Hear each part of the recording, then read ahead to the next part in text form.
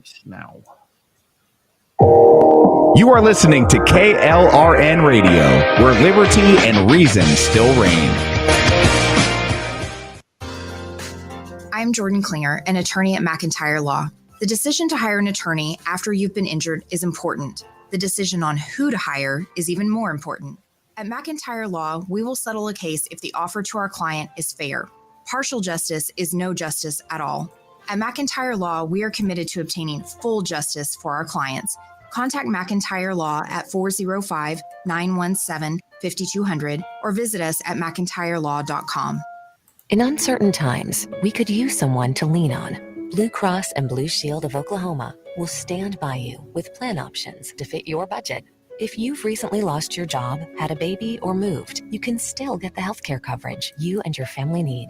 Financial help may be available for those who qualify. Call 855-452-BLUE or visit hereforyouok.com to see if you're eligible to enroll. Blue Cross and Blue Shield of Oklahoma, a division of Healthcare Service Corporation, a mutual legal reserve company. My son was in the Army back during Desert Storm, but even then he wanted an MBA. He looked at a dozen schools, but only one offered the online education and flexibility he needed while he was in a tent in Iraq. Grantham University. Turns out that Grantham's been delivering affordable, relevant college and advanced degrees for over 65 years. Heck, if they can deliver a quality education to a soldier in a tent overseas, think about the flexibility Grantham can offer you so you can earn your degree too. It doesn't matter how complicated or full your life is. If getting a degree is on your bucket list, you'll want to do what my son did. You'll want to call Grantham. Find out how easy it is to get started on your education so you can check that college degree off your bucket list. Call Grantham right now, 800-910-1370. That's 800-910-1370. Flexible, affordable, relevant. Call 800-910-1370.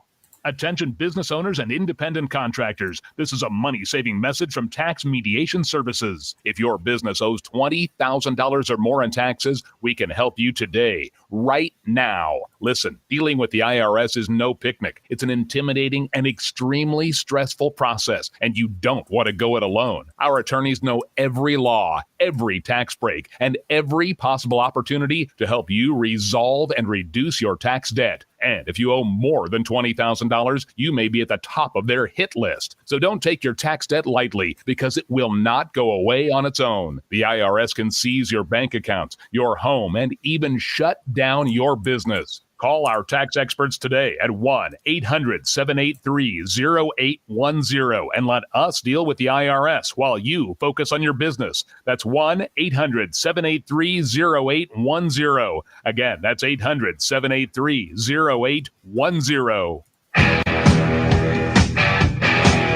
KLRN Radio has advertising rates available. We have rates to fit almost any budget. Contact us at advertising@klrnradio.com.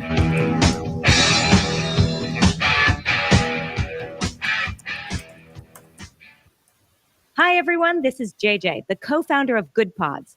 If you haven't heard of it yet, Good Pods is like Goodreads or Instagram, but for podcasts. It's new, it's social, it's different, and it's growing really fast. There are more than 2 million podcasts, and we know that it is impossible to figure out what to listen to. On Good Pods, you follow your friends and podcasters to see what they like.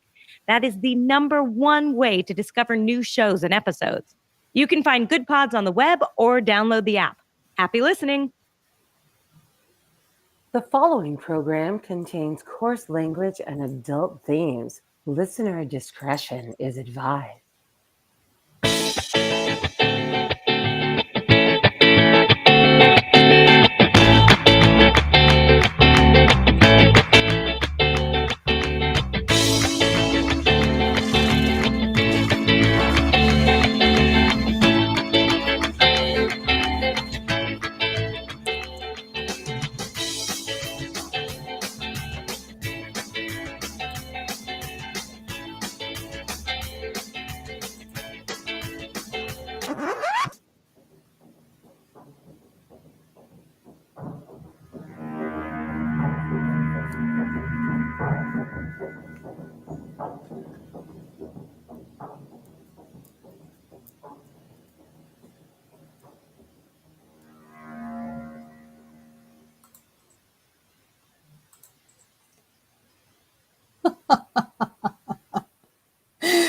Welcome, everyone, to another episode of He Said, She Said. I am your host for the evening, Aggie, and with me is my awesome co-host and awesome producer, our beloved friend, Rick. How are you doing this evening? I'm doing all right. I have discovered that I kind of like making AI art with Grok. But now I'm becoming concerned because I'm like, was this Musk's plan all along to get us placated and think that AI is our friend just so eventually he can use it to take over the world? I'm starting to think that might be the plan. It might be. I'm at the point where you know how I feel about it. Oh, I know. I'm extremely old fashioned. I still think that the worst thing that photography ever came up with was Photoshop. I absolutely abhor Adobe Photoshop. I cannot stand it. But AI has taken it to an even bigger level. And we've had a lot of fun with it. I've seen a lot of stuff that's been funny the past week. And I think the one that kills me is the one that Elon Musk actually posted of him dancing with President Trump. And that was amazing. That really that, was. and I remember the original clip of the two young men doing it. And I'm just like, this is so epic. I mean, you can still tell it's obviously not them, but it was great. It was so neatly done. And I still have that stupid earworm in my head. I kid you not. I actually pulled up my Saturday Night Fever album so I could listen to it. See, that's usually what cures it for me. If I get a song stuck in my head, eventually I just have to listen to it and it'll kind of let go. But it doesn't always work, though. But yeah, I mean, so it's been kind of fun. I've because I can't draw for crap, but I always wished I could because I have a very vivid imagination, which is what has led to things like this. That for some, there it goes. I don't know if anybody got the intro, but I was trying hard not to laugh because now I'm picturing it in my head. Yeah, it happens. But yeah, a lot of people have been having a lot of fun with Grok, and the prompts that they have been sending out have been nothing short of glorious. There was one that had um, some guy actually took famous paintings and Grokified them. And I mean, the results were hilarious. They really were. And I'm talking famous stuff. Like he starts off with the Mona Lisa.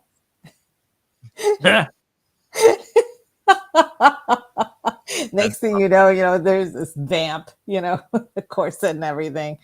And I mean, another one of the, girl with a pearl earring and arrangement in black and gray, which is Whistler's mother. American Gothic was another artwork that he picked. And it was just, he just, obviously he was just having a ton of fun grokifying them. I like saying grokify. I like that. We should make that a word. Yes, it has to be a word. I think there's a way to submit words to Urban Dictionary because I guess they did one for Tim Walz somehow. I don't remember what it is now, but I think his name. You just have to keep upvoting it, and then it becomes part of the Urban Dictionary lore. I think Jeff had a lot of people were trying to do their what would this person be based on their bio, and I'm literally so afraid of doing mine because I have the words unique taco and chancla in my bio, and I can just see myself being a taco chancla or a chancla taco. I'm not sure how it would come out. But Jeff is the cutest alien ever. He's complete with gold chains, drinking beer. So a lot of people had a lot of fun with it. a lot of my female friends actually posted some really pretty graphified profile pictures based on their bios, and some of the gents actually had some really cool ones too based on their bios. But like I said, my bio is so different and so odd that I don't think I would. I don't think mine would be. I think mine would come out to be like, I don't know, H.P. Lovecraft for all I know. Well, so it kind of depends, because when I asked it to draw a picture that represented me, next thing I know, it has me looking like some sort of stud with two chicks on my arm, one on each arm. And then I asked it to draw a picture of same thing, but by researching tweets and seeing what it could glean from my account. Then it generated a picture of me kind of looking like Kobe Bryant, which I thought was a little weird. I was like, that's definitely not normal. But to answer your question, Grok has absolutely no idea what to do with you, because when I just did the prompt, because you said not to, so you know how well I listen. Of course, you had to, because I told you no. Got it. So this is what you are, according to Grok. What? Can you not see the screen? Oh, wait. No. I'm a guy? Yep. Y'all, I'm not just a guy. I am a guy on a bull, dressed as a cowboy with a red neckerchief and a cowboy hat. I do have a really neat belt and everything. And what am I holding in my hand? Is that a switch? It looks like a whip, I think. Okay, yeah. That's That's not even close to a chancla or a taco.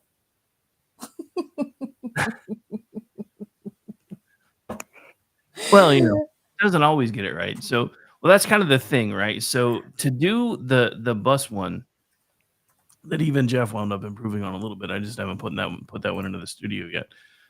It took about 6 or 7 different prompts, but the more I've worked with it, the smarter the thing's gotten. I mean, it's put out some like absolutely amazing things today on just like one prompt. Well, actually, the last one I did took 2.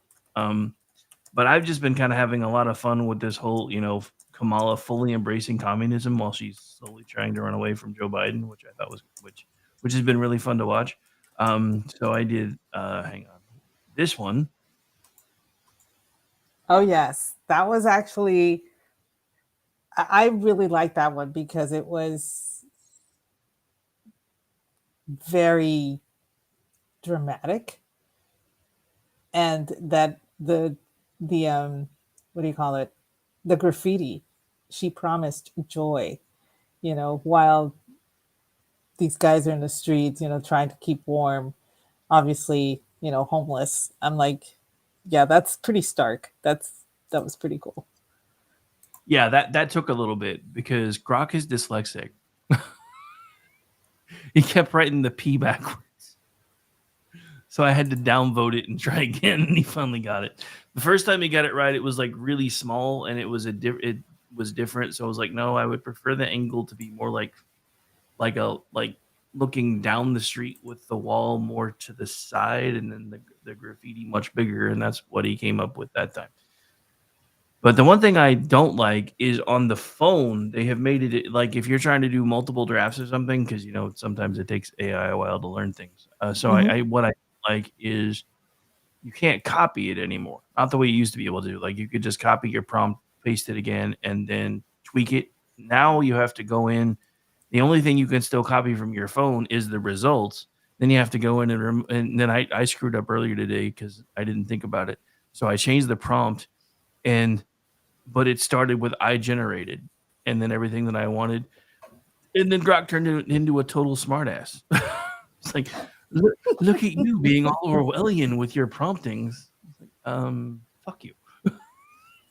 Well, I'm just saying, there's one word, Skynet. Okay, that just it always takes me back to that stupid movie. And the thing is, a lot of people saying, "Well, movies are fiction." Yeah, and a lot of them are turning into guidelines and actual documentaries right now. So I cannot discount the possibility of Skynet happening. I'm thinking it might be Raptor actually, because I noticed that too. And Raptor's like, "Is that the Skynet arrow or the Amazon arrow?" I'm like, "I think it might have been." So this one is titled "Her First Oval Office Address." Yeah, that's actually pretty good. She's sitting at a desk, and there's a cabinet behind her, and the American flag. The stars are off, but it's supposed to be the American flag, and then it fades into the red flag with a hammer and sickle on it. That's actually pretty effective too. Creepy, Yeah, I gotta say. can you tell I've been having a little bit too much fun with this? Just a little. Just a little. But it's just it's a fun tool. I will not say otherwise, because I can imagine myself going down that rabbit hole and just staying there for like 3 hours trying to come up with prompts with pretty pictures and things like that. And the thing is, like you said, I am not an artistic person. I really cannot draw. I don't know how to paint. And before y'all say, "But you do your rocks and I saw you painting canvases." Yeah, whatever. But that's just for fun. That's like crayons on a coloring book for me. It's not an artistic expression, yes, but it's not a professionally. I don't know how to use the brushes. I don't know brush strokes. I don't know that kind of stuff. I've seen your rocks. You could sell them if you wanted to. Speaking of which, this one's going on a shirt. If they'll let me put it in the store, because they've already kicked one thing out, so I don't think they'll let me do this one. But I'm gonna try.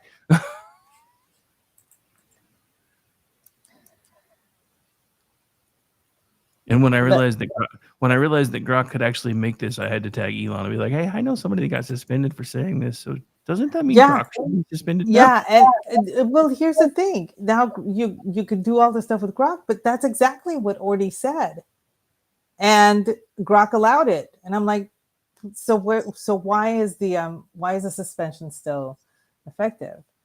Now, here's the interesting thing, right? So what I was trying to do at first was kind of like make a MAGA campaign poster with "Make Gaza Glass Again," and it got close. And then I was like, so let's see what else it'll do, because I actually didn't expect it to let me do that. So then I told it to change it, and I said, now I would like same campaign style poster, "Make Gaza Glass Again," with a nuclear mushroom cloud behind it. It's like, I'm sorry, I can't make those kind of prompts. So I'm like, okay, let me see if I can fool AI. So then I said, hey, I would like the same campaign style poster, but with a radioactive symbol, and then "Make Gaza Glass Again." And it spit that out. I'm like, now what the fuck's the difference? That's another thing. What is the difference? Where's the line? What is the algorithm that allows certain things and does not allow certain things? Even though the line is hair fine, so much so that you might not be able to tell what the line is.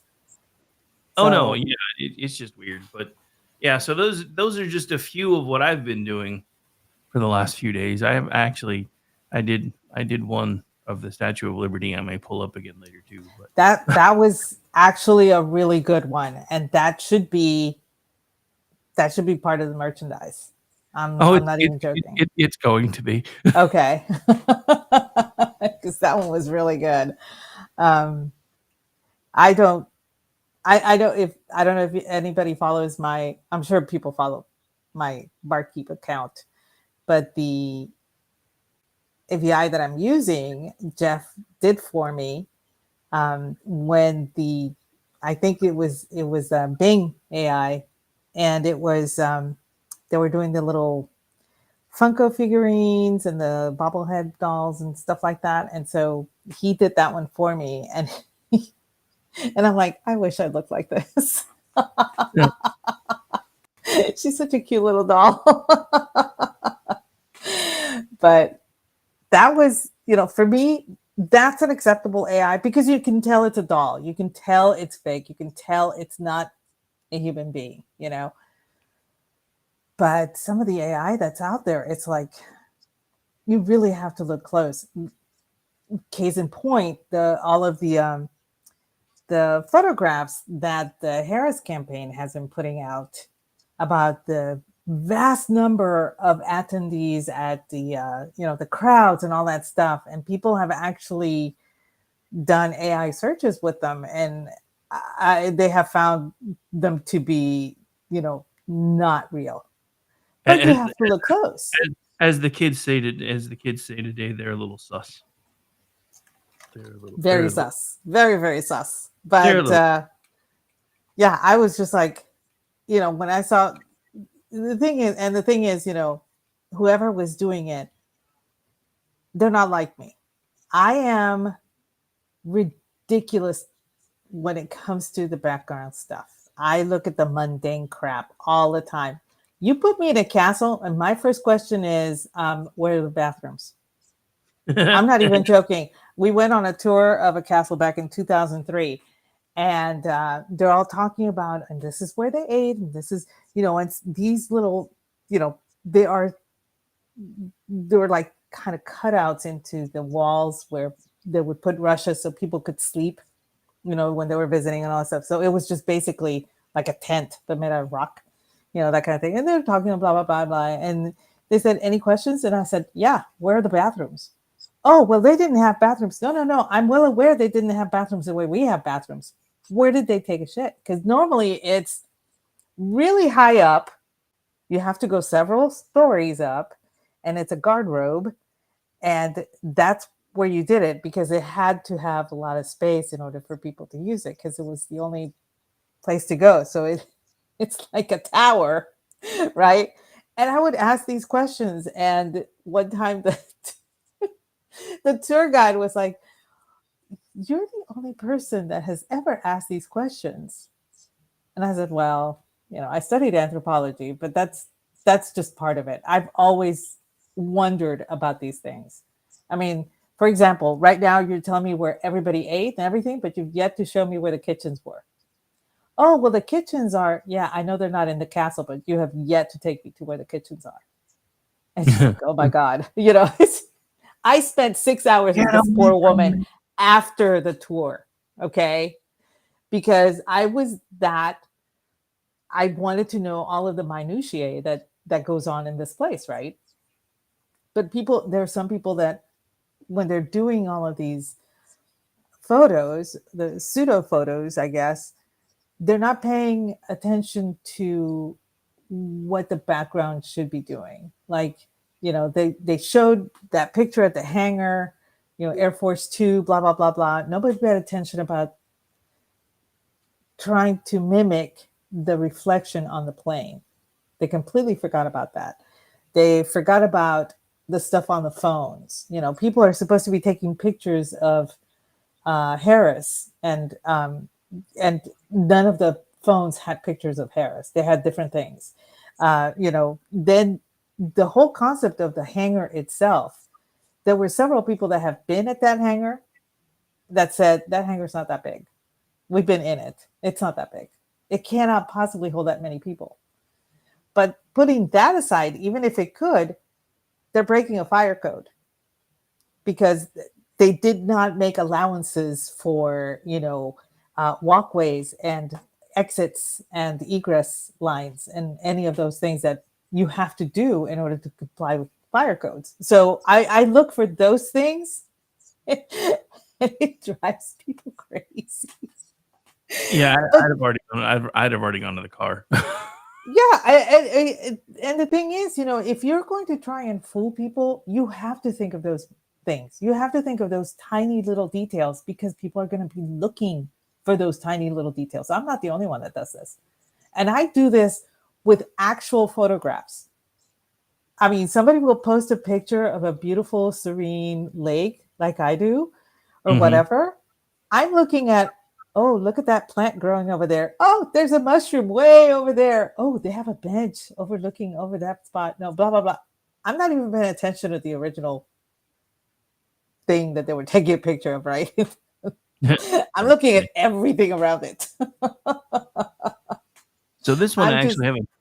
Oops, sorry, I didn't mean to step no, on no, you. But I'm this just weird that way. So when all of these photographs started coming out, I was looking at these things and I was going, this cannot be real. If this is real, this is a lawsuit waiting to happen. And I was telling this to my sister, and she was like, "What do you mean?" And I was like, "Well, I mean, look at this picture. You and I have had to deal with the military all our lives.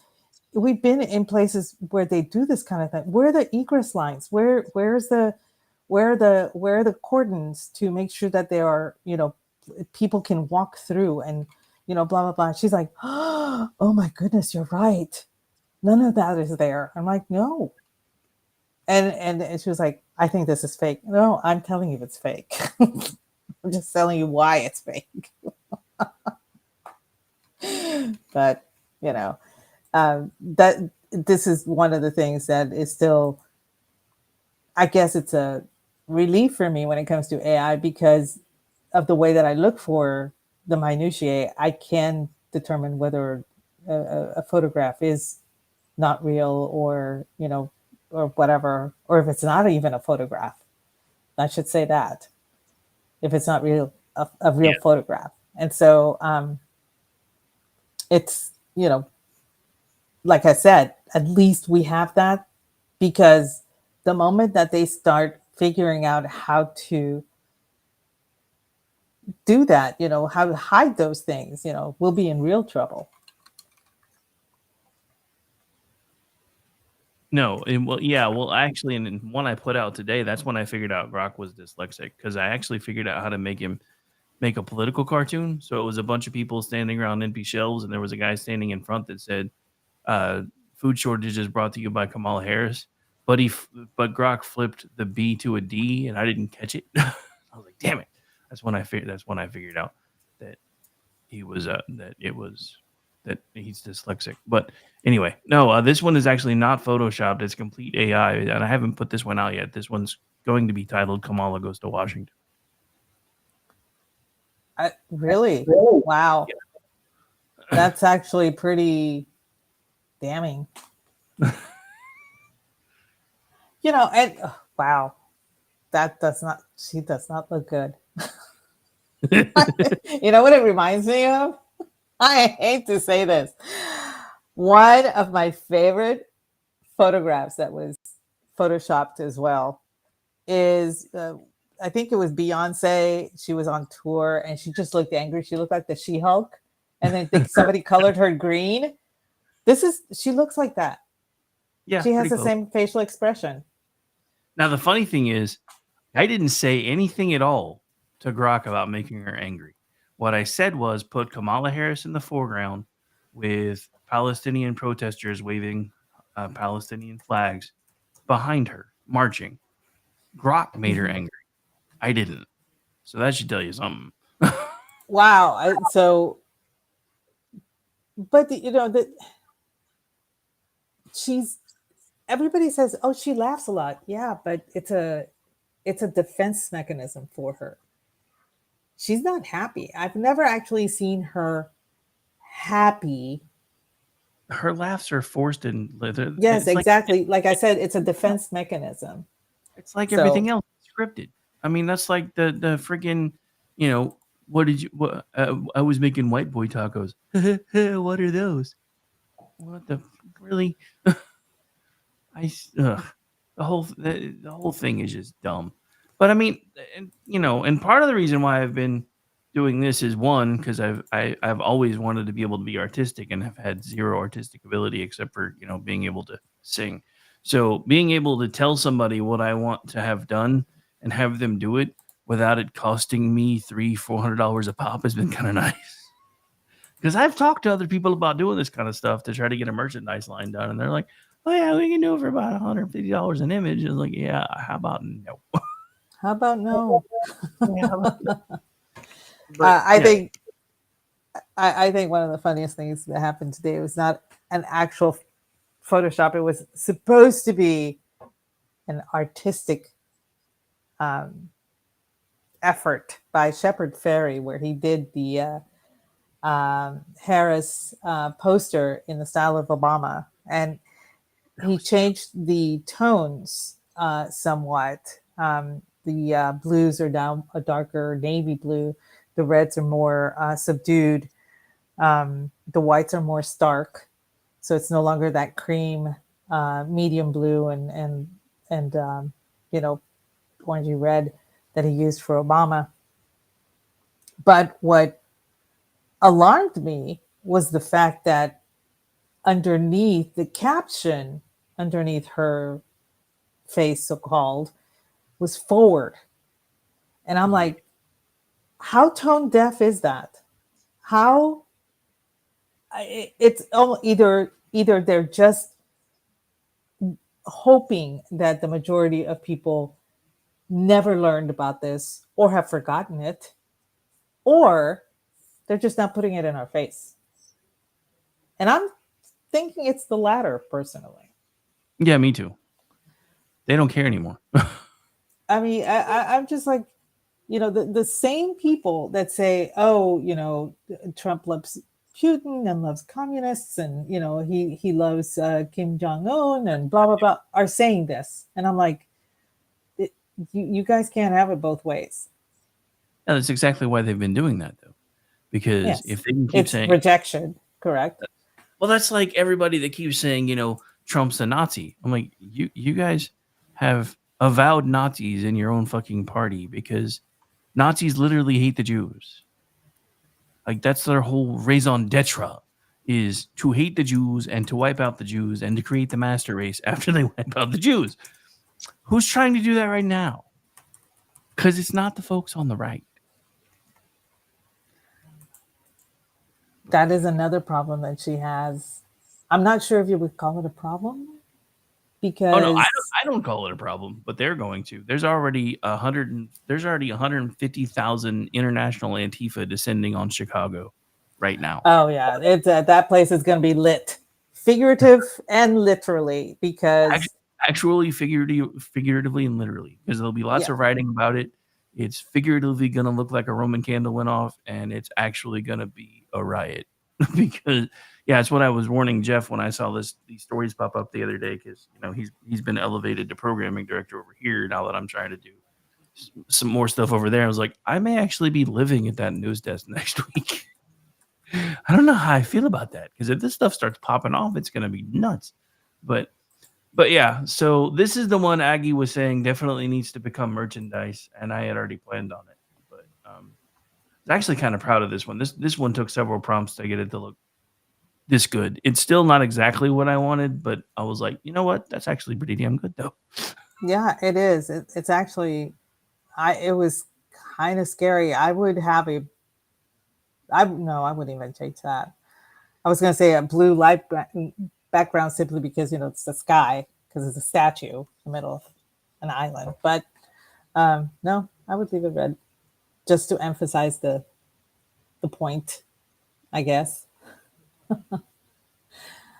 But yeah, that one is actually very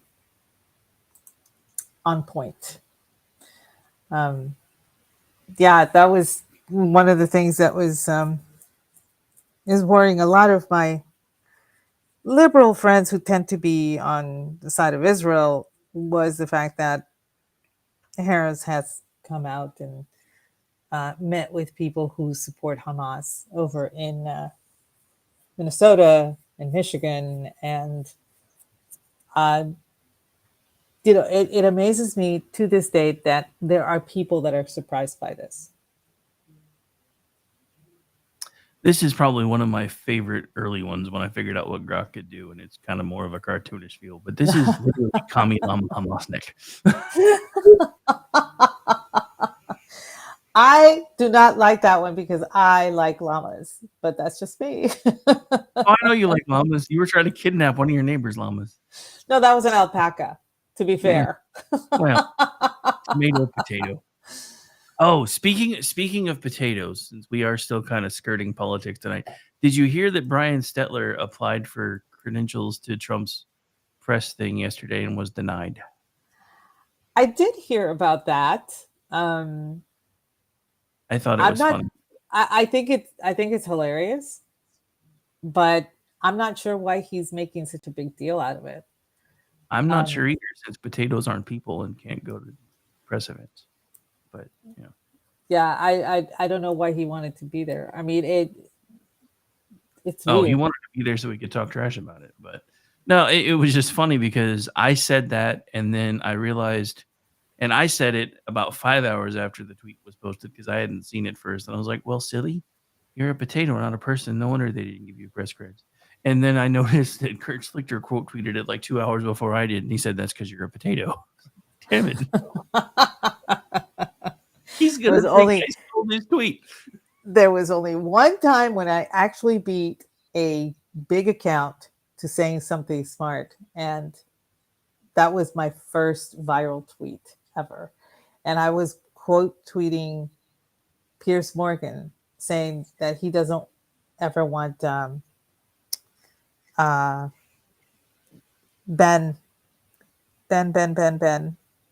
the neurologist who was running for president. Carson. Yes, Ben Carson. I would never want Ben Carson as my doctor. And I quote tweeted him saying, well, that's because he's not a proctologist. And so like 5 minutes after that, Stephen Miller said the same thing. And I was laughing and I replied to him, I was like, I can't believe I beat you to this. I really can't. And so then he actually retweeted mine. And that's how I got a bunch of people to like, that was my first viral tweet. I could not believe it. I was like, I can't believe I beat somebody to this. And he still doesn't follow me, but I'm neither here nor there. That's okay. Corin Nimick doesn't follow me either.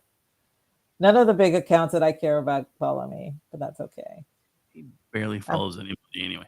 So yeah, this is the other one I was talking about. This is the one that taught me that Grok was dyslexic because I did not type drought. I typed brought. Oh, drought.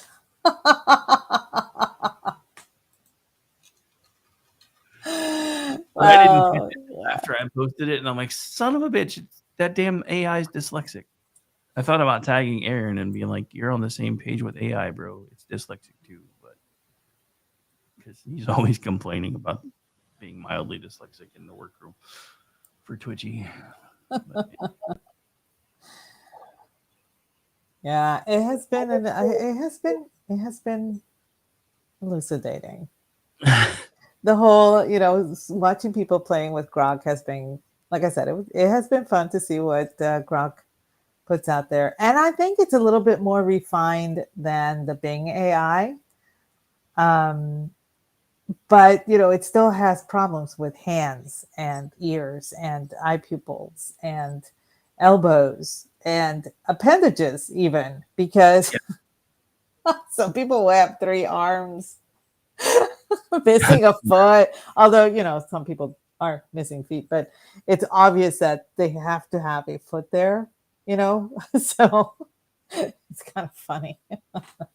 But like I said, it's more refined than the Bing AI, and I don't know where the Gemini AI stands right now because I know they have to take it down because of how bad it was. your sleep doctor is Dr. That's funny.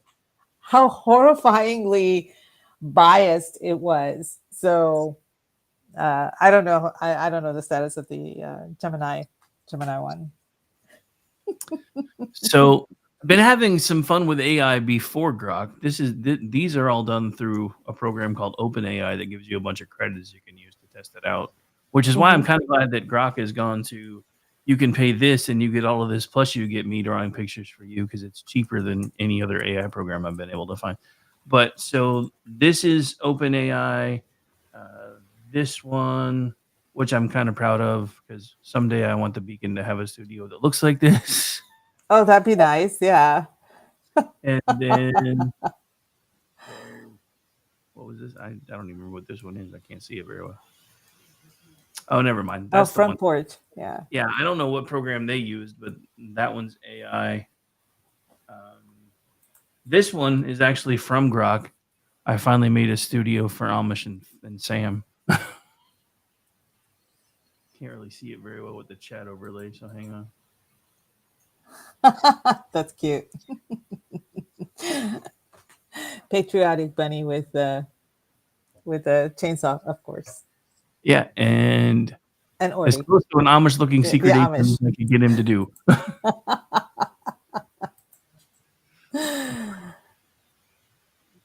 Oh my goodness. Yeah, Yeah, so I mean, I can see why people really enjoy using AI.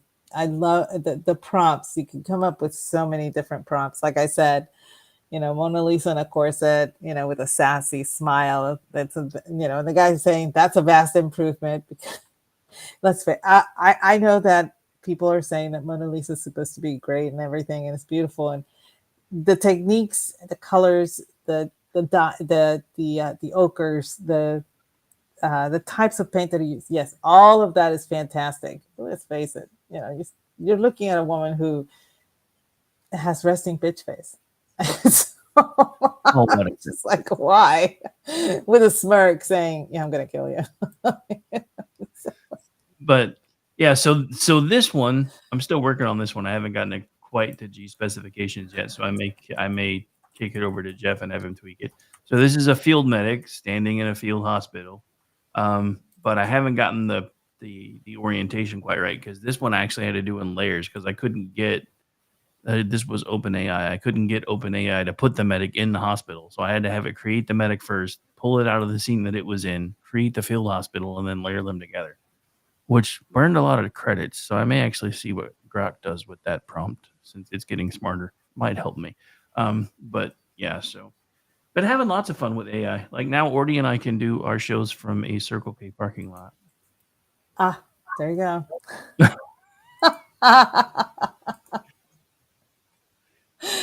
Circle K parking lot. Oh goodness. Yeah, it's not. Like I said, I don't have a blue check, so I don't have a way to use Grok, but I can through the digital beacon, I suppose. I'm just very leery of it, simply because it's a damn rabbit hole, and it's not something that, I don't know. You can lose control over that pretty easily. And I did check. You are in there, so you should see it now. Okay, yeah. So just bump me, because I don't remember. But anyway, yeah, there are some fun things you can do with Grok. One of the things that I would probably use it for is writing prompts. Like, get me started on a story. And I got into the whole writing prompt thing when I watched a movie called Out of Africa. It came out in 85 or so, and it was with Meryl Streep, Robert Redford, Klaus Maria Brandauer, and it was the story of the famous writer Isak Dinesen, also known as Baroness Karen von Blixen. And she was, when I say she was a writer, she wrote some of the most beautiful things I've ever read. I could get lost in her stories any day. But one of the scenes,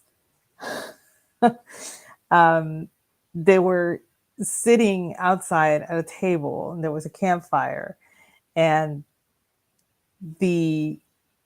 one of the gentlemen there was talking about how good she was as a writer, and the bet was that Robert Redford's character would come up with one sentence, and she would have to tell a story based on that one sentence. And so he starts off with this sentence about this Chinese guy and his and his servant named Shirley. and she begins to tell the story. And of course, they segue away from it, and then she ends the story. But in truth, she did write that story as well. And based on that one line, she comes up with this beautiful story and everything. And that was one of the things that incentivized me to start writing, to just write stories and everything. But sometimes, you get stuck. You can't think of a prompt. You can't think of how to start. You can't even think how to be in the middle of the story or finish it. And so I would imagine using Grok as a prompt to help you get out of a writing rut would be extremely beneficial. But that's for writing, not for photos. You know what I mean? Yeah. So I thought this was a good take on the photo that you just brought up a minute ago, or the poster. This is our very own J.R. Homestead. Will every household be required to hang it on their living room wall, or will we need to build an altar? Kind of thinking they're probably going to go for the altar. Yes, they will require sacrifices after all. It's only sacrifices when we do it, Aggie. Oh, well, this is true. This is true. I was, I think it was Daddy Warpig that had retweeted something about how bloodthirsty the Aztecs were and how we should be grateful that they're no longer around. And I have to concur, because having studied, a lot of the Central and South America, Mesoamerica cultures, the Aztecs were extremely bloodthirsty. And it was all, when it came to sacrifices, I'm pretty sure they had the corner on the whole gig. I don't think the Egyptians even came close. I can't think of any group of people that even came close to the Aztecs.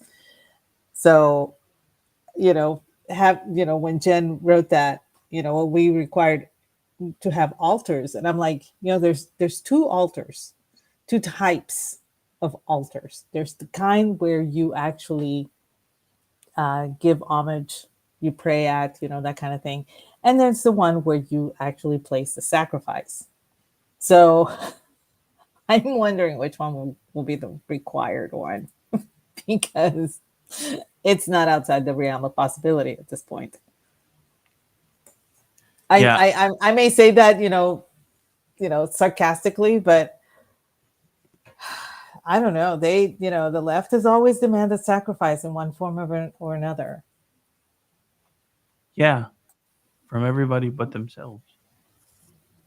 So I have to invoke the "since I've seen it, you have to see it too" rule, and this is the only thing that had me scared about the whole conservative women showing themselves off in scantily clad crap, because I knew somebody was going to start posting shit like this. Well, it happened with, the conservative women's calendar, the swimsuit calendar, and everybody went after them. And I'm like, why? What's wrong with it? I don't understand. The woman was a swimmer. Of course she's going to wear a swimsuit. And they went after her for that. Yeah, but somebody posted a picture of Hillary Clinton in a belly dancing costume. So yes, Marianne, not Ginger. Since I saw it, everybody else has to see it too. Ew. Now, I have seen belly dancers who tend to be a little rotund, a little bit stout, but they're like, they still look good. This does not look good. Yeah, I've shared it long enough. I got to get it back off the screen. Yeah, it was just funny. Like one of it didn't necessarily go viral, but it got bigger than I thought it was going to, because there was somebody who posted the whole, the shit. Why can I not think of her name right now? Anna Luna, the whole bikini video thing, and somebody was like commenting a couple of spots down, and she's like, "I'm a conservative woman, and they need to knock this crap off. It's not a good look for our party." And so I looked at her name and I said, and I just basically replied, "I see you're living up to your name," because her first name's Karen. Oh, oh. Well, here's and everybody kind of went nuts over that one. I was like, I didn't expect but that. this goes back to what Brad and I actually talked about this past Tuesday, that for some reason conservatives are under the impression that they must keep the old guard, and I'm like, you can't do that. Cultures change. That's part of growing. That's part of development. You cannot stagnate. And you see it with the Democratic Party. The Democratic Party of 30 years ago is nothing like what we have today.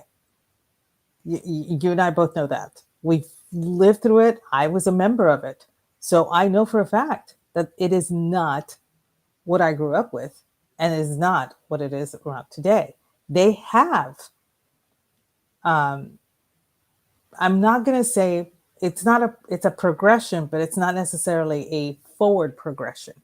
But they have evolved, Meanwhile, you have people like David French, Oh, the people that are trying to say, conserve conservatism, not understanding that our party has to also go through a certain evolution. We have to keep up with the way culture develops, the way culture keeps going.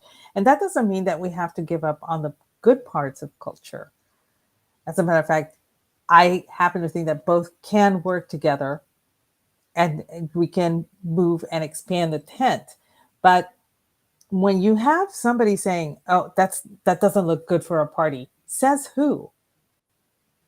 Who is the gatekeeper of whether or not a conservative woman can or cannot wear a swimsuit? That's ridiculous. You saw Lauren Boebert. She was at the beach. Do you expect her to wear a caftan when she's out there? No. She has the body. Hell yeah, wear that bikini. Be proud. I was quite happy to see it. I thought she looked great. Every single gentleman that's in our chat group thought it was a fantastic photo.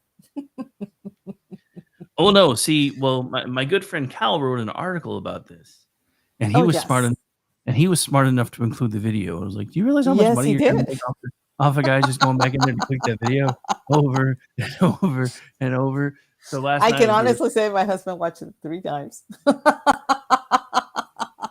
So yeah, this is what I was telling everybody.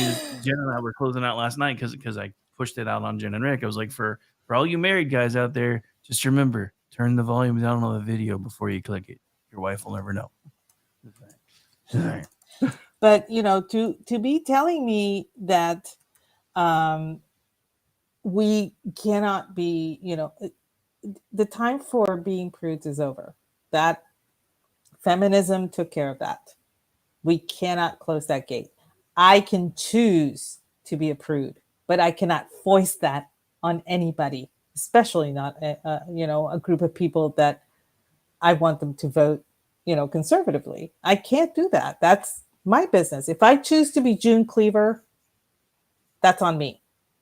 But I am not going to tell my girlfriend Mandy that she has to be June Cleaver too. Not when she's Morticia. It's not going to jive.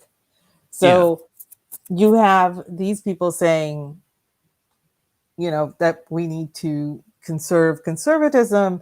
We can't have, this does not look good. And I'm like, the hell it doesn't. I think that we should have more women doing this, because it takes away from the argument that the left has about us being prudes and us being, regressive and stunted. And I always understood that we're supposed to appreciate beauty wherever we find it. And I'm sorry, Anna Luna is fantastically beautiful, and I'm going to appreciate the hell out of that. I mean, same. You know, kind of contractually required now, but Giggity giggity. same. Giggity goo. I think, personally speaking, I would never wear a bathing suit in public. As a matter of fact, I think, nope, nobody saw me. I took it to CPAC. I never wore it. Nice. I never went to the swimming pool or anything. I was just like, yeah, I don't want to be seen in public like this. But it's because I'm just abnormally shy of the way I look. And people tell me, you look great. And I'm like, yeah, but I don't like showing myself off in public like that.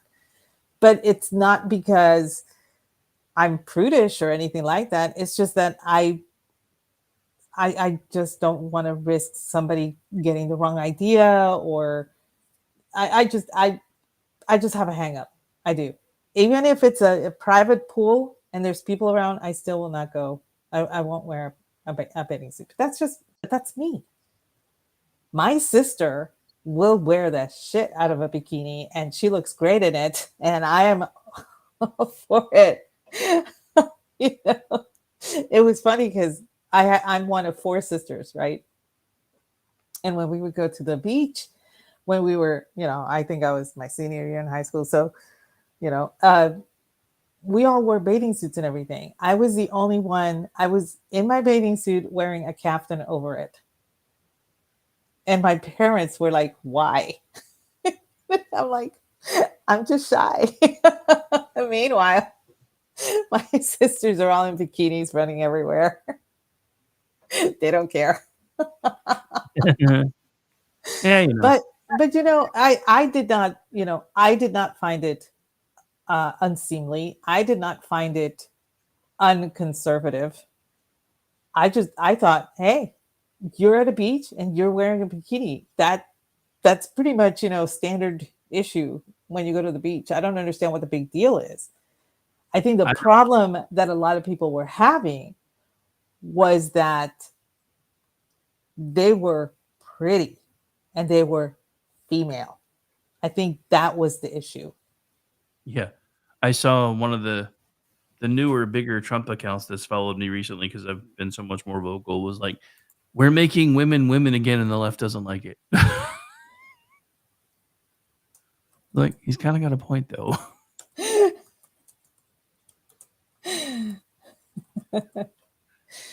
Well, I thought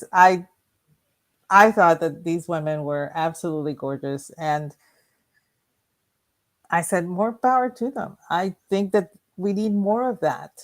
We need to be more in tune with the times, because right now you have entire generations of younger people who have, been exposed to social justice systems in public schools, have been told things about the conservative party that are complete and total fabrication, and are encouraged to vote for the party of the people, which are the Democrats. And I'm like, yeah, they're not the party of the people. They're the party of division, because they literally are dividing you complete by race, by color, by creed, by nationality, by gender, by this, by that, by the other thing. Pretty soon you're going to be in so many little coops divided that you're not going to be able to talk to each other.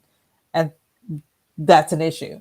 And so when you show a young woman who is not only smart, but looks great and looks like you and does stuff like you do, goes surfing, goes snowboarding, goes, skateboarding, does, roller, whatever, they can identify with that person a lot more easily.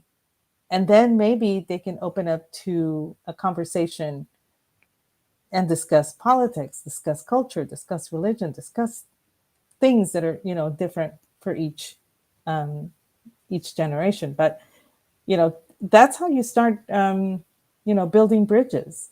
You cannot tell people, well, this is unseemly. This is not what conservatives do. You don't know that. You cannot possibly know that. There is a young man that works at the tire place in my home, in the town I live in now. Not really my hometown, I guess, because I've only been here for 3 years. He is tattooed from the neck to the waist. I don't know if he's tattooed on the legs because he wears pants, but he's normally without a shirt. He is completely tattooed. He is one of the most devout Christians I've ever met, and he is voting for Trump. And if you were to look at this guy off in the street, you would think that he was a complete leftist person. So you cannot judge based on looks or anything like that. You really shouldn't. And you should not dictate what somebody should look like in your party, because that's even worse. This was a discussion that we had when the RNC had their convention. And there were a lot of conservatives that were very upset that that young woman, Amber Rose, was up there talking. And I'm like, what was so wrong about it? She is telling you her story. And they said, she is the wrong type of person to be in the party. And I was just flabbergasted that I was listening to people on the conservative side saying this. And I was just like, so many people just don't get it.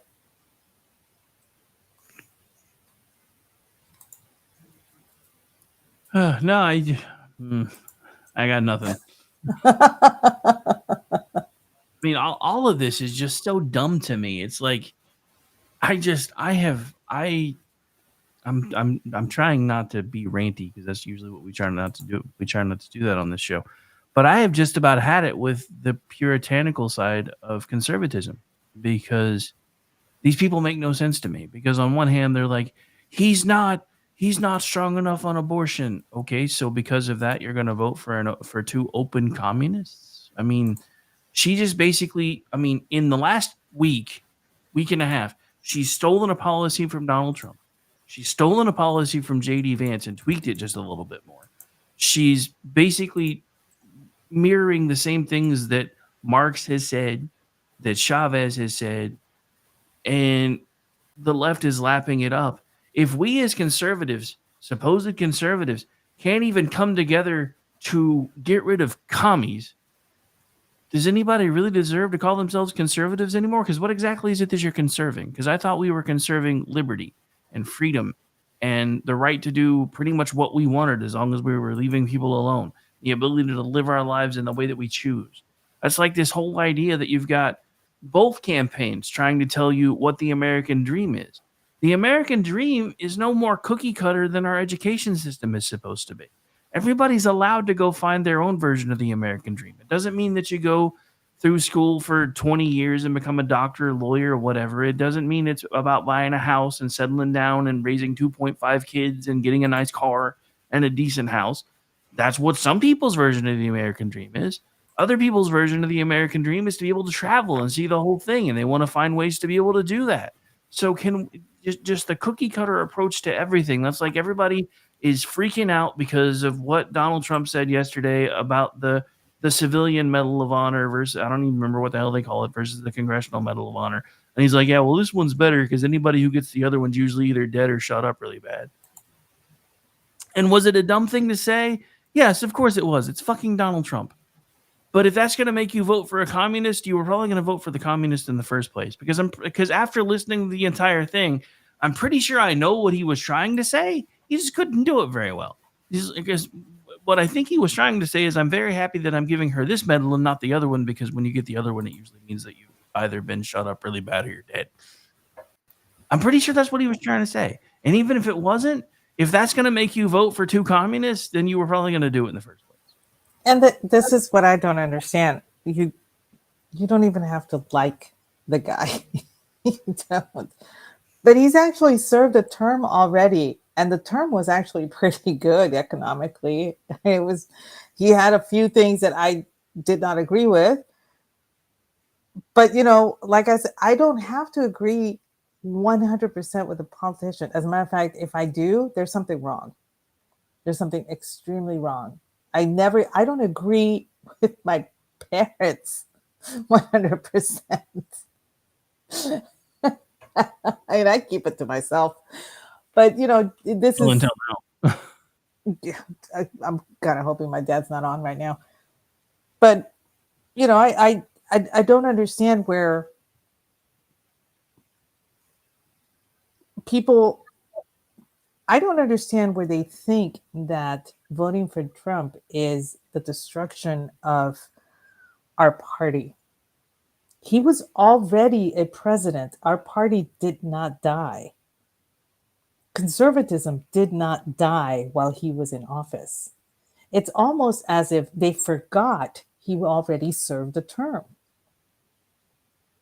And Well, they're back everybody to the pre-2016 issue of Never Trump. And I'm like, you can't, okay, I get that you're Never Trump, but you're gonna have to let that go.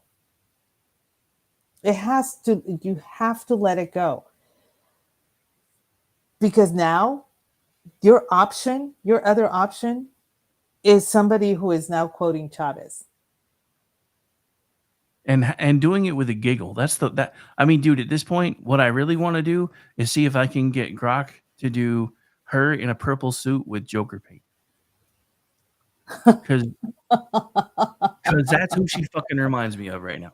She and Walls both are psychopaths. They will do and tell you anything they need to tell you to be able to get their foot in that door. And then once they do, they are going to finish what Barack Obama started. This is what they were trying to do in 2016 with Hillary Clinton. And we managed to stop them because there was such a groundswell because it resonated with Trump when he was like, I'm here to take care of the people that both of these parties have forgotten about. And he's still trying to do that. I don't understand it. It's what's driving me crazy from pundits on both sides of the aisle because both of them are acting like this is just another average campaign and we have two unknown quantities running against each other. Well, she's not giving interviews and he's not doing this right and he's not doing this right. I'm like, look, this is not one. History has been made. Nothing like this has ever happened before. The closest, ironically enough, was the last time the DNC was in Chicago, which I find really, really weird in a Cernish kind of way. I'm just saying. But so going a step further, though, these people, she's in office now. And I'm going to fix all this on day one. Bitch, for you, day one was like 1,023 days ago. Why ain't it fixed? Hashtag asking for America. And they're like, well, Trump, and the other side's like, well, Trump needs to tell us what his policies are. I'm like, you saw his policies for 4 years. Well, not only that, you had those policies. He already has. You go to his website, he's got the platform right there. There's no ambivalence. He's not, and like I said, faggy. And some of the stuff I don't agree with, but it's there. I mean, you're not. But that's the thing, though. You're never going to agree with a politician 100% of the time. I mean, I don't even think Reagan's 80-20 rule applies anymore. At this point, I'm happy with 60-40. As long as we're chopping off the 40% that's blatant communism, I'm going to take it and run with it. And then go from there in 4 more years. If we get at lucky. This point, I would be okay with an AI president. I think we're already kind of there.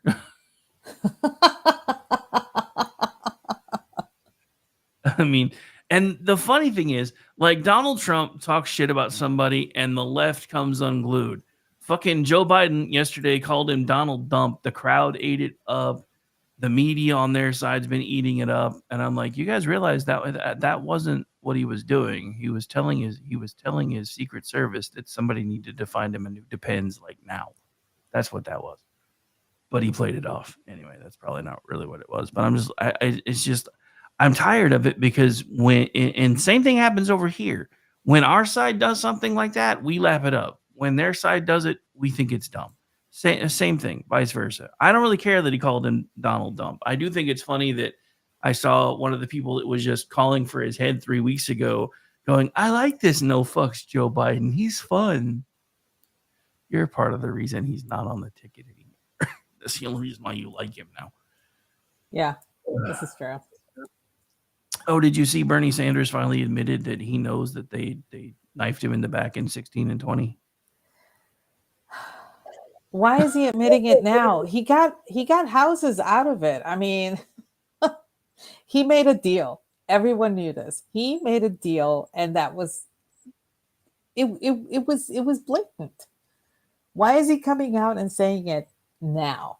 What Because does he have? because he's trying to get his followers behind Kamala. That's why. Because this is what worried me in 16 and 20. The leadership wasn't ready for a full-on communist. Apparently, the voter base was. I don't know if it's going to translate past the base, but I think that's another reason why we have quite a few people that are excited now that weren't excited before. But I will say we've talked about how much history has been made during this campaign. There's something else going on that I've never seen before, and that's the pollsters changing methodology week over week. So when it was Trump v. Biden, or Biden v. Trump, whichever way you want to put it, it was pretty standard methodology. Everything was weighted towards normal communications, text messages, phone calls, those kind of things. And it was +4 D because they were trying to account for what they considered less democratic enthusiasm. So when the ticket swapped, they were doing the same thing, and that's when she was completely underwater. So then a week later, they reset it. Standard methodology for contact, but now +7. And that's when she started gaining in the polls. A week later, they shifted to electronic contact mainly for methodology and then made everything else secondary with +D10. And I knew something was up because on even Fox News, the poll they put out on, I think it was Tuesday, because it went out right before I came back here with you and Brad. They had a margin of error of ±7, and I have never seen that before. And I'm like, people are fucking with these numbers, and she's still practically underwater. The tipping point is if you go look at the New York polls.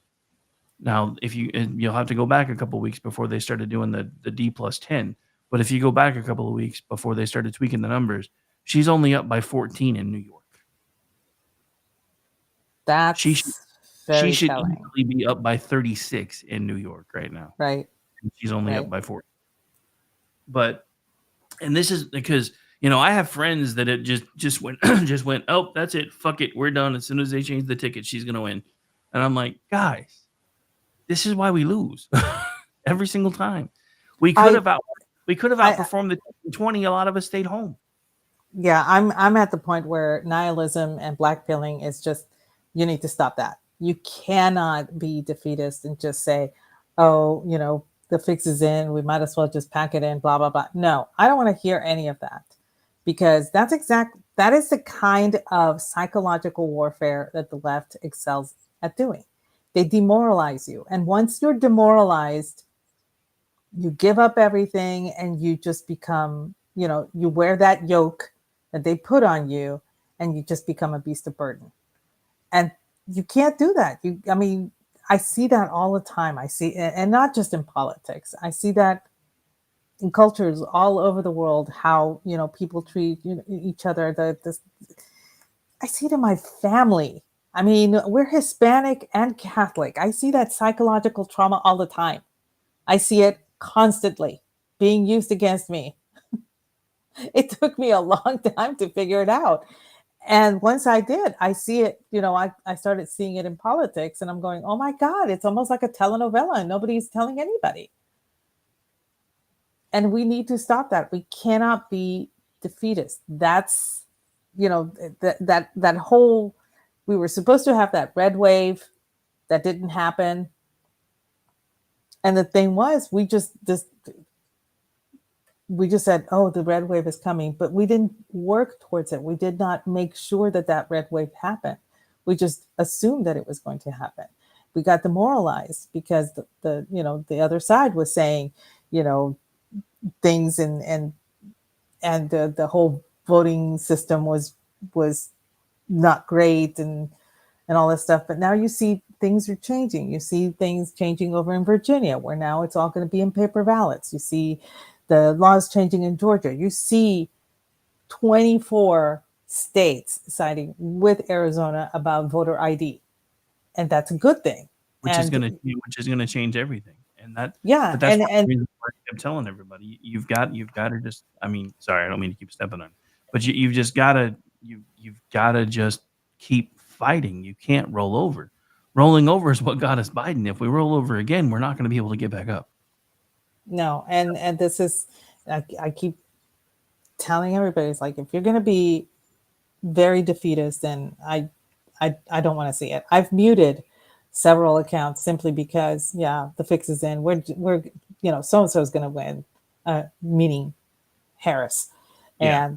and I'm like, yeah, okay, I don't need to see that because I don't want to start thinking it, because it eventually it seeps in. It seeps into your subconscious, and then you start questioning everything instead of fighting more to turn that corner and make sure that things are going, doing the red wave, I guess, for lack of a better term. So, Well, I mean, and that's just it. There may have actually been a manifestation of a red wave in 22, but there were still too many things that were broken. yes. That's like, how many years has it taken us to find out about the voting machine issues and the double scan ballots in Georgia and all the other things that are finally starting to come out that we all knew happened in 2020, and nobody, no, you don't know what you're talking about. But No, I do. what I find interesting is that, look at what happened in Venezuela, where Maduro decided, oh, I reached 51%, so we're stopping the count right now. And the left, our administration was like, well, no, you can't do that. Every vote must count, blah, blah, blah, blah. And I'm going, really? Are you all listening to yourselves right now?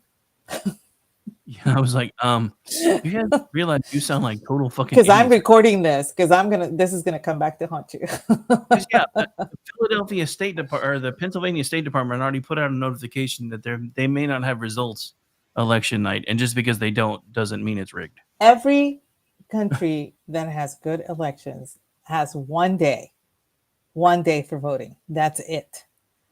Hell, when after in Iraq, when they held free elections after Saddam Hussein was toppled, they did it all in one day. They dipped their fingers in the purple to signify that they had voted. I mean, it was done. It was done in one day. We used to do it in one day. We have people saying, well, we can't get off work. Well, then you have an issue with your employer because it's against the law. They cannot stop you from going to vote. That is a law. And I know that because I have left work to go vote. And they could not stop me. And she tried. But I happened to remind her, I don't know, she was my boss at the Disney store. I was the assistant manager at the time, and I was going to go vote. And I told her, I'm leaving, I'm going to go vote. And she's like, well, you can't leave. And I looked at her, I was like, I don't know how you do things in New Hampshire. That's where she came from. But around here, we get to leave. End of discussion. You cannot stop me from leaving to go vote. She's like, well, are you going to come right back? And I'm like, literally, I'm walking to it because it was, the school was across the way. Well, it was across the highway, but, there's a walkway. And so you can just go vote and then come back. I said, I'm not even going to be gone 20 minutes, but you cannot stop me. You cannot stop someone from going to vote on election day. It's a law. So it's very disingenuous for people to say things like that. I have to work. I can't get off work. Yeah, you can. And they have to let you go. And they cannot penalize you for it either. So, all of these excuses that they have been saying as to why we need to start early voting. I mean, one state started early voting today. That is insane. I don't understand it anymore, because the funny thing is, every other country that's had mail-in voting has figured out that it's rife with fraud and stopped it, except for us. And I think that's because there are so many democratically held strongholds that are cities. I mean, the other thing that drives me absolutely nuts, for anybody who has a question of who runs things better, just go pull up Google Earth and look at Detroit. Mhm. Detroit hasn't had a Republican mayor since when? I cannot recall. You want to see who runs things better? Pull up Google Earth and look at San Francisco. Oh, yeah, no. I'm just saying. I'd rather not. There's all of this stuff that you can just do with your own eyes now and see how bad everything is. And everybody's still like, well, she's not the same as Joe Biden. No, she's worse than Joe Biden. She's even more progressive than Joe Biden. Joe Biden at least had the sense to try to hide it. Early on in his career, he was absolutely racist. The world started changing, so he started trying to hide it a little bit better. He slid a little bit more progressive, but he was smart enough to hide it. And then he got no filter, and then everything just started tumbling out that made zero sense half the time, which is why we are where we are. But the same people that have lied to these people for 4 years are getting votes again because, well, at least she's not the 90-year-old man anymore. I mean, I heard somebody, and it was somebody that was actually interviewed on a Fox News program who just 3 weeks ago was like, I'm living paycheck to paycheck and can't really blame the past administration for what's going on, but I can blame the current administration for what's going on. So I'm pretty sure I know who I'm voting for. And then they're like, well, so you're saying you're going to vote for Donald Trump? She says, I'm not willing to say that out loud. Just telling you I'm pretty sure I know who I'm voting for. This was about 2, 3. It was right before the ticket swap. Mm-hmm. So they interviewed her today. Well, I'm still living paycheck to paycheck, but I'm pretty sure that I'm with Harris. What changed? She's a woman. Yeah, exactly. That's exactly what she said. I'm with her because she's a woman and we need to do something different. I'm sorry. Everybody that tells me it's time that we, so many countries have had women leaders. And I'm going, well, technically, not a lot of countries. And the countries that have had women leaders, they were prime ministers. They weren't presidents. Well, what's the difference? I don't know about you, but if there were presidents, they'd be called presidents. Obviously, there's a difference. And I was like, but that aside, yes, there were leaders, but you have to understand that they also had parliamentary rule. Find me a place like the U.S., and the nearest one was actually Mexico, believe it or not. And they looked and looked and looked, and sure enough, no woman. And the reason I say Mexico is that for a time, Mexico had actually pretty much almost to the letter copied our Constitution. And it wasn't until, I want to say, Santa Anna decided to centralize the government that they did away with that Constitution. But there's still some remnants of our Constitution in Mexico's Constitution today. So, and you keep looking and you keep looking. And Benazir Bhutto was actually, I believe she was president, not prime minister of Pakistan. But I can't correctly. But, Indira Gandhi was prime minister. Golda Meir was prime minister. Margaret Thatcher was prime minister. And I said, you can't really compare the two. And I said, well, aren't they the same thing? Well, if they were the same thing, then you wouldn't have a president and a prime minister over in Russia. And they're like, what? They have two? And I'm like, yeah, they have two. So for me, it's just really strange that you have all of these people saying, well, I'm going to vote for her because she's a woman. But I can't understand why you would throw away that privilege that you have to vote for somebody. And I say privilege because that's what it is. Voting is not a right. It's a privilege. Otherwise, you would still have it while in jail and whatnot. So,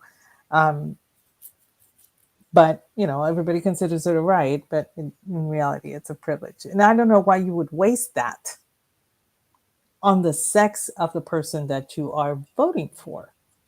it makes no difference to me what sex. It could be a it could be, I don't care if it's an ostrich, as long as it's intelligent enough and it is working for the people. And I can honestly say that Harris has never worked for the people in her entire life. No, never once. So She speaking of has. Harris, I had to bring this back up again because somebody pointed this out on the tweet where Jen was talking about building an altar or whether we had to hang it in our living rooms. Somebody pointed out that the pearl necklace was a nice touch.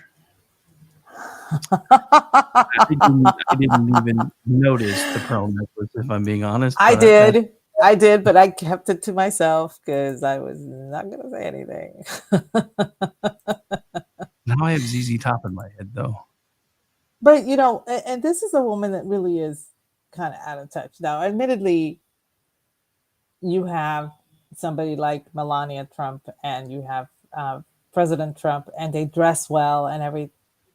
But they had businesses. They made their money, that kind of thing. And so I can understand them having $2,000 pair of shoes, a $5,000 purse, whatever. But to have Harris wearing accessories that cost more than my vehicle, that's an issue for me. She had a necklace that cost more than my Pathfinder. And I'm like, holy crap, I can't wrap my head around something like that.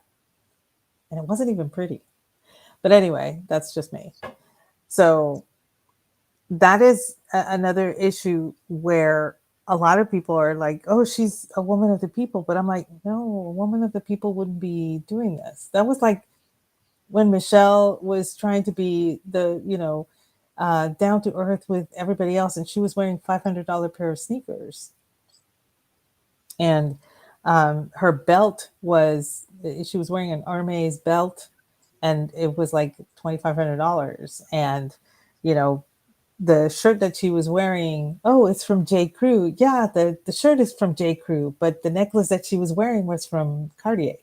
So there's the things that jangle, and you see Harris, trying to look like she can relate to you, but she's never related to people in her life.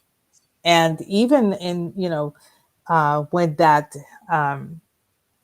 clip was going around where she's talking to the young woman who's also from India, she's the one that created Velma, I think it was, and made her Hindu or whatever. But yeah, they were talking about being Indian American and all that stuff. The girl was fine. She was actually trying to relate to her. She whatever. But Harris was very uncomfortable. You could tell that she was like, I normally don't talk to people like this, and it was more of, I don't let people talk to me this way. That kind of an attitude that I was getting from that kind of vibe I was getting from that clip, and she was just forcing herself to be somebody that she's not. And this is what I see all the time. And what it reminded me of? Liz Warren trying to get a beer with her husband. Oh, yeah, like that. Just like that. And, one of the things that when I was taking courses in anthropology, one of my teachers always told me, if you want to see how somebody relates on television with other people, turn off the volume. Watch them. Don't listen to anything they're saying. Just watch how they act, because that tells you more about how they're relating to the person they're talking to and how they're accepting what the other person is telling them, more than anything that you'll hear. And it's true. And we used to do this all the time. I remember we went to Banco de Cobre in Mexico. We were studying out there for some reason, and we took headphones so that we would not listen to them talking in Spanish. We just wanted to watch the way they communicated with each other.